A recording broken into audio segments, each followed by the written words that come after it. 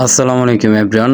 সকাল থেকে আমাদের এই ৩ নাম্বার লিফটটা আরকি হ্যাং হয়ে আছে। হ্যাং হইছে কিনা এটাও আমি বুঝতেছি না। তো এইজন্য আমি ইঞ্জিনিয়ারদেরকে ফোন দিলাম। তো তারা কোম্পানি থেকে আরকি ৩-৪ জন লোক পাঠাইছে আমাদের এই লিফটটার সমাধান করার জন্য। তো তারা অনেক চেষ্টা করেছে কিন্তু পারতেছে না কোনোভাবেই। মানে কি সমস্যা হয়েছে এটাই এখন পর্যন্ত বের করা যাচ্ছে না। লিফটের উপরের প্রতিটা পার্টস খুলে আমরা চেক করছিলাম যে কি সমস্যাটা হয়েছে।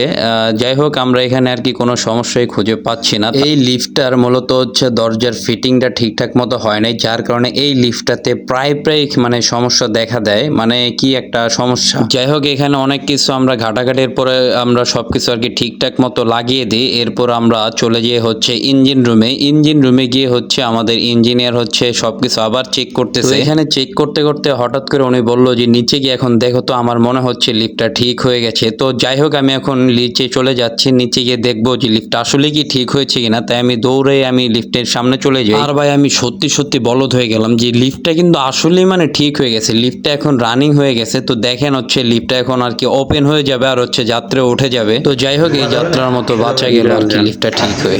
সবাইকে ধন্যবাদ। না আটকে না।